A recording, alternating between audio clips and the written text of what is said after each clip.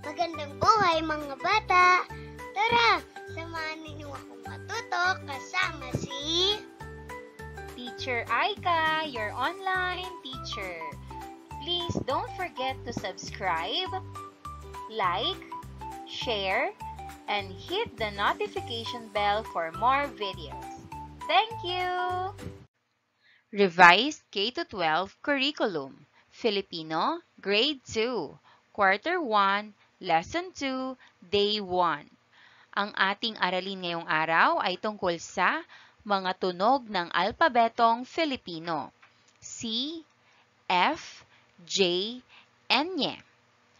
Muli, ako si Teacher Aika, ang inyong online teacher. Simulan na natin!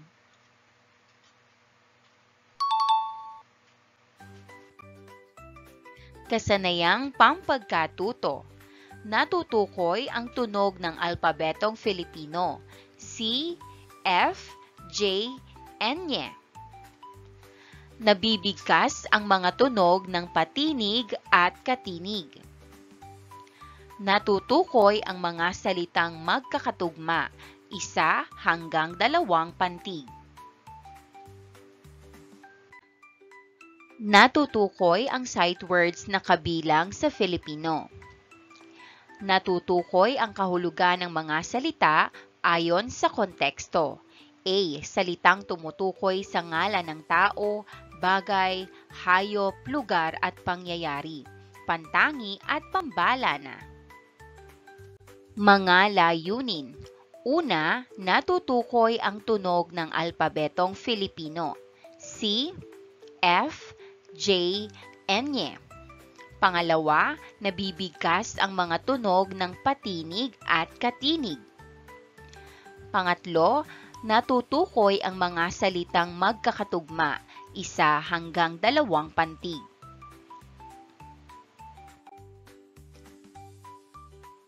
Pang-apat, natutukoy ang sight words na kabilang sa Filipino. Panglima, natutukoy ang pangalang pantangi at pambalana. Pang-anim, natutukoy ang mga salitang pantukoy sa ngalan ng tao, lugar, hayop, bagay at pangyayari. Ang mga, si, sina.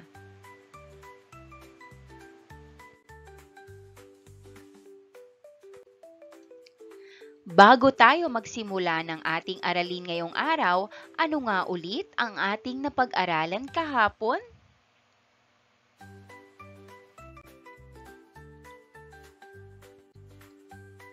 Mga bata, bago tayo magpatuloy sa ating pag-aaralan ngayong araw, alamin muna natin ang tunog ng mga letrang C, F, J, at N. Panoorin ang video at pagkatapos ay may mga tanong tungkol sa napanood na video.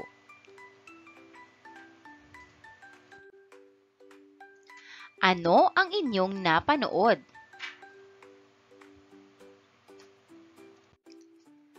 Ibigay muli ang tunog ng mga letrang C, F, J, at N. Tingnan ang ipapakita kong mga larawan.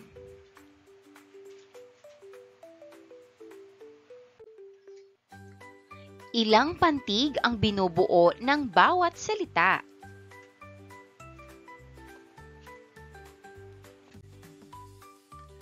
Unang larawan.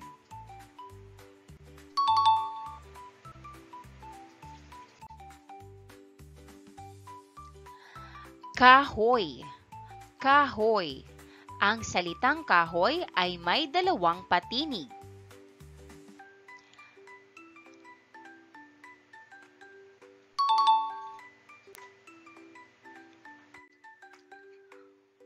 Pangalawang larawan.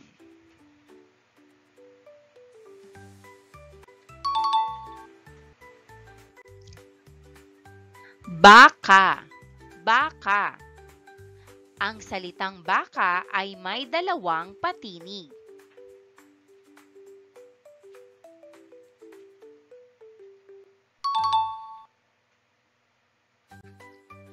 Pangatlong larawan.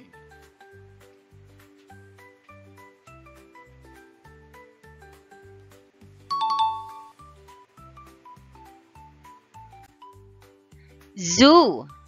Zoo.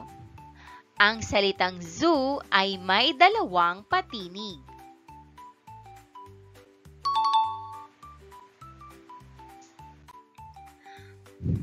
Pang-apat na larawan.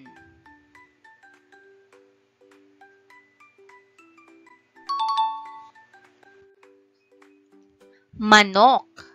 Manok. Ang salitang manok ay may dalawang patinig.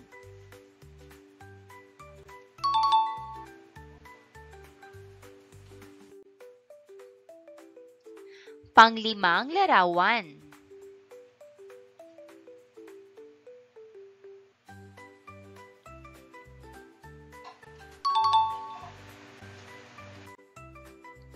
Tigre. Tigre. Ang salitang tigre ay may dalawang patinig.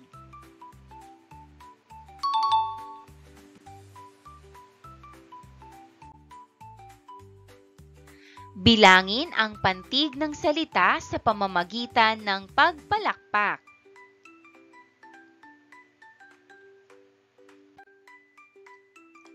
Bigkasin ang mga salita batay sa larawan. Tukuyin ang nawawalang tunog ng patinig at katinig sa bawat salita.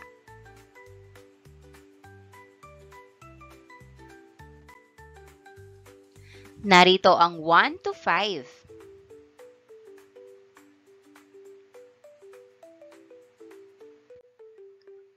Sagutan natin.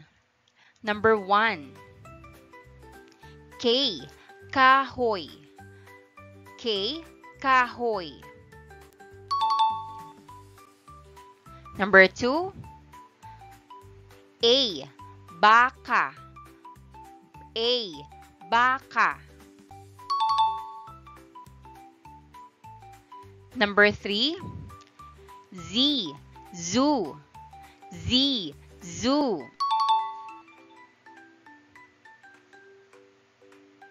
Number 4. M. Manok. M. Manok. Number 5. G. Tigre. G. Tigre. Basahin nating muli. Kahoy, baka, zoo, manok, tigre.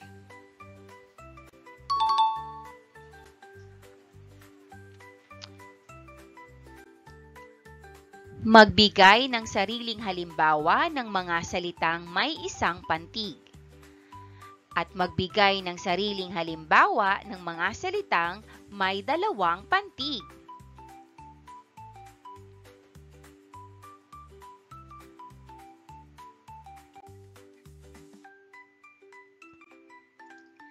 Bago ko basahin ang ating kwento, ating alamin ang kahulugan ng mga salita. Payapa. Tahimik, di magulo. Halimbawa, ang bayan ng Carmen ay isang mapayapang lugar kung saan masayang naninirahan ang magkakapatid. Malawak. Malapad, maluwag.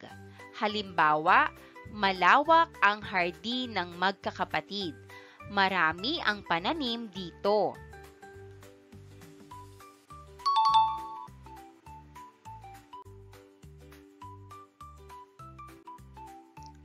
May ipakikita akong mga larawan.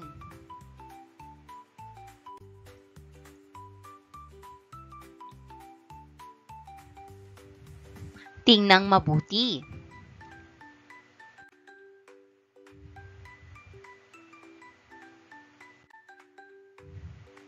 Ano ang nakikita ninyo sa unang larawan? Ano ang ginagawa ng magkakapatid sa ikalawang larawan?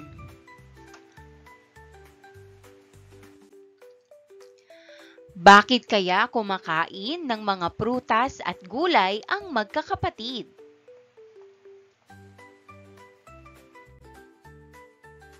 Basahin natin ang kwento tungkol sa Ang Buhay sa Probinsya. Isinulat ni Rosalina R. Zonyo.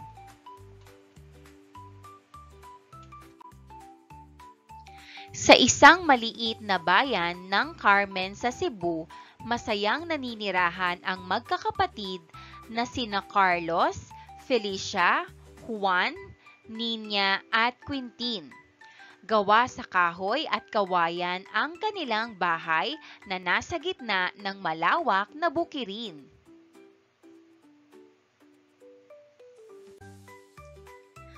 Tuwing umaga, tulong-tulong sila sa paghahanda ng kanilang almusal bago gumawa ng kanya-kanyang gawain.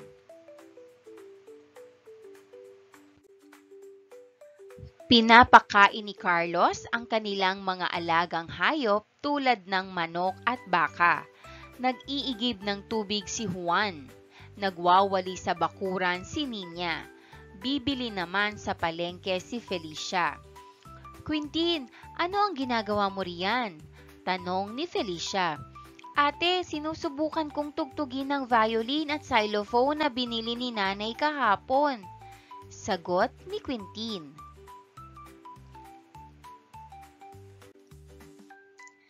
Pagdating ni Felicia sa palengke, bumili siya ng isda, gulay at prutas sa kanyang kaibigang si Juan para sa kanilang pananghalian at hapunan. Kumusta, Juan? Sariwang-sariwa ang mga paninda mo ngayon. Maganda ito sa kalusugan natin. Marami ka na bang naibenta? Sabi ni Felicia. Oo, Felicia, marami kasi kaming napitas kahapon sa aming hardin. Sagot ni Juan. Pag-uwi ni Felicia, inanyaya ng kanyang mga kapatid na mamasyal sa zoo. Napagkasunduan nilang pumunta sa Cebu Safari at Adventure Park. Nakakita sila doon ng iba't ibang mga hayop tulad ng ibon, tigre, leon at iba pa. Napakaganda ng lugar na ito. Sayang nga lang at walang elepante. Gusto ko pa naman sana itong makita. May panghihinayang na sambit ni Quintin. Tuwang-tuwa pa rin ang magkakapatid habang patuloy na pamamasyal sa zoo.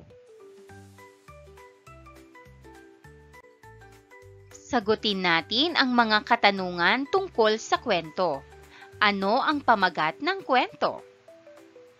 Sagot, ang pamagat ng kwento ay Ang Gawain sa Probinsya.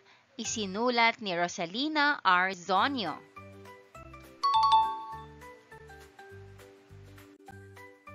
Tungkol sa ano ang kwento?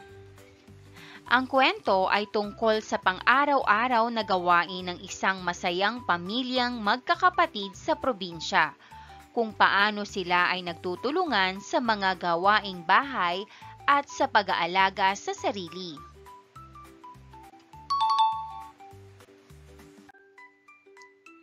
Saan nangyari ang kwento?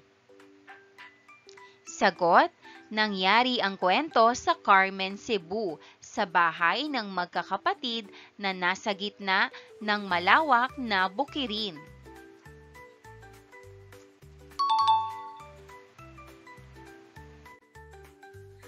Paano ipinakita ng magkakapatid ang kanilang pangangalaga sa sarili? Sagot, ipinakita ng magkakapatid ang pangangalaga sa sarili sa pamamagitan ng pagligo at pagsisipilyo tuwing umaga, pagsusuot ng malinis na damit at pagkain ng masusustansyang almusal.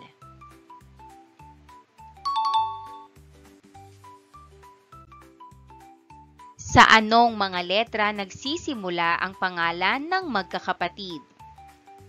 Sagot, mga pangalan, Carlos, C, Felicia, F, Juan, J, Nina, N.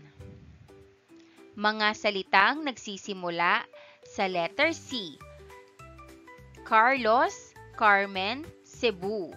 F. Felicia, Fiesta. J. Juan. Enye ay matatagpuan sa pangalang Nina.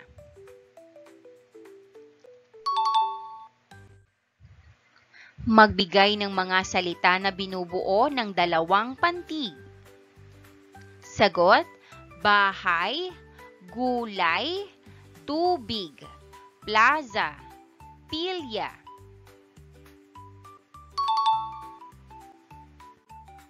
Ano-ano ang mga salitang tumutukoy sa pangalan ng tao, hayop, bagay at pangyayari? Sagot: tao, Carlos, Felicia, Juan, Nina, nanay. Hayop, baka, manok. Bagay, bahay, violin, tsinelas, damit. Pangyayari, fiesta, almusal, pamamalengke.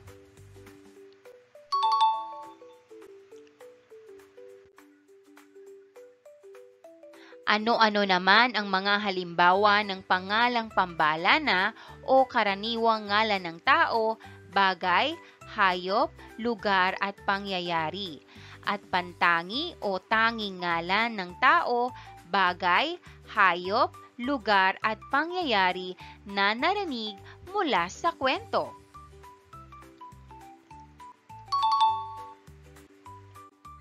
Pangalang pambalana: nanay, bahay, almusal, tsinelas, palengke, damit, fiesta.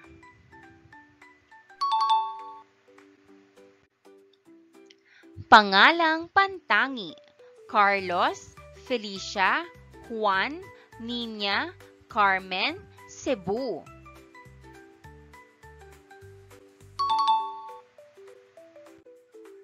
Gawain bilang isa. Balikan ang kwento. Basahin ang mga salitang may mahahalagang konsepto. Juan, Carlos, Felicia, Nina, Quintin. Hayop, palengke, bayan, isda, gulay.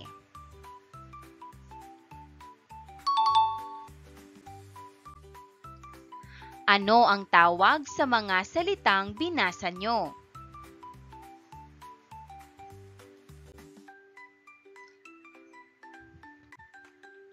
Gawain bilang 2.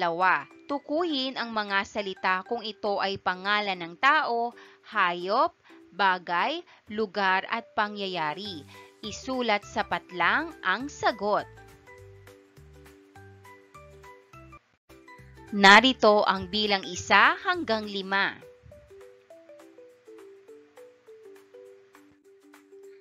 Sagutan natin. Number 1, Quintin. Sagot: tao. Number 2, tindero.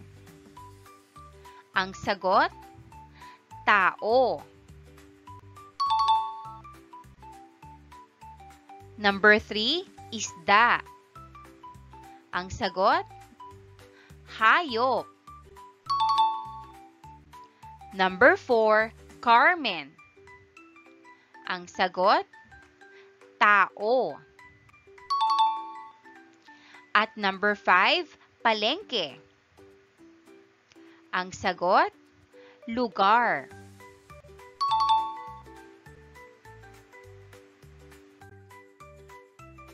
B.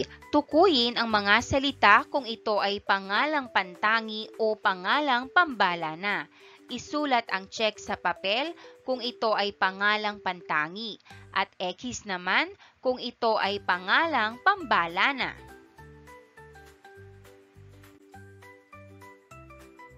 Narito ang bilang 1 hanggang 5. Number 1, Cebu. Ang sagot: check. Number 2, magkakapatid.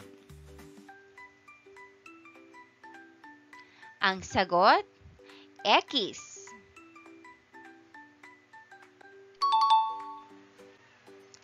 Number 3, prutas. Ang sagot, X. Number 4, gulay. Ang sagot, X. Number 5, Carlos. Ang sagot, check.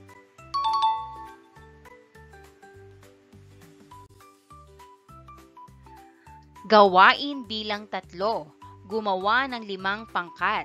Unang pangkat, magbibigay ng 5 halimbawa ng pangalan ng tao. Ikalawang pangkat, magbibigay ng halimbawa ng pangalan ng bagay. Ikatlong pangkat, magbigay ng halimbawa ng pangalan ng pook o lugar. Ika-4 na pangkat, magbigay ng halimbawa ng pangalan ng hayop. At ika-5 pangkat, magbigay ng halimbawa ng pangyayari.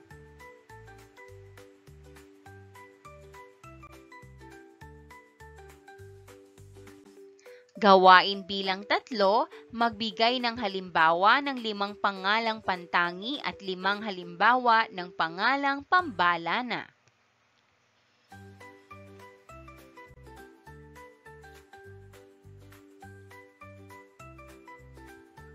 Gawin ito sa inyong kwaderno.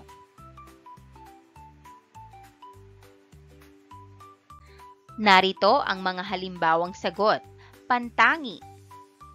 Maria, pangalan ng tao. Mayon, pangalan ng bulkan. Lapu-Lapu, pangalan ng bayani. Biyernes Santo, pangalan ng okasyon. At Intramuros, pangalan ng lugar. Para naman sa pambalana, bulaklak, bagay. Mesa, bagay. Ibon, hayop. Paaralan, lugar. Alak, inumin.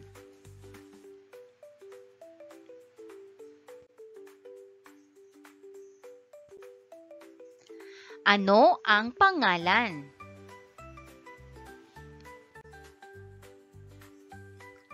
Ang pangalan ay mga salitang tumutukoy sa ngalan ng tao, hayop, bagay, lugar at pangyayari.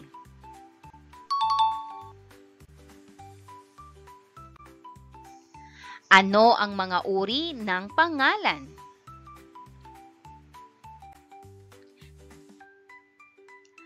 Una, pangalang pantangi. Pangalawa, pangalang pambalana.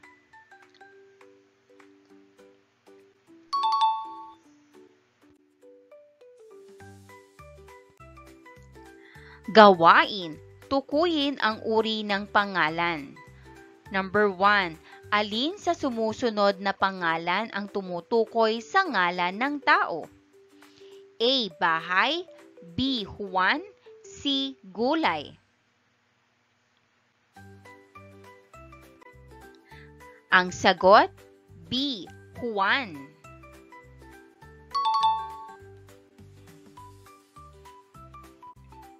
Number 2. Anong uri ng pangalan ang Quintin? A. Pantangi, B. Pambalana, o C. Pangungusap?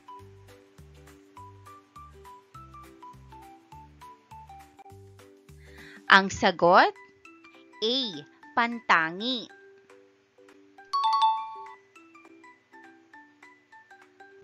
Three. Tukuyin kung alin ang pangalang pantangi. A. Ate, B. Maria, C. Kuya. Ang sagot, B. Maria.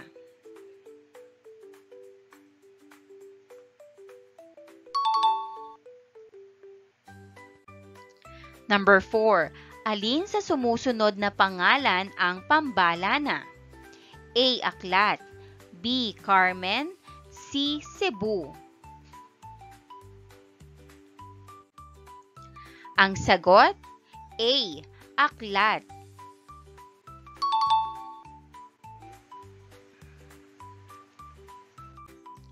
Number 5. Anong uri ng pangalan ang Cebu?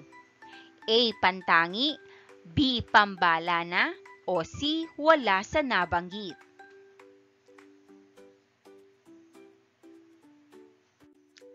Ang sagot, A.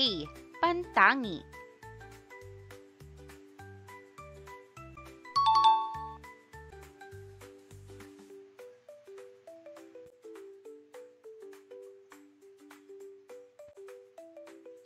Sumulat ng 5 halimbawa ng pangalan. And that wraps up today's lesson. If you enjoyed this video and want to see more content like this, don't forget to hit the subscribe button and ring the bell so you never miss an update. Thanks for tuning in.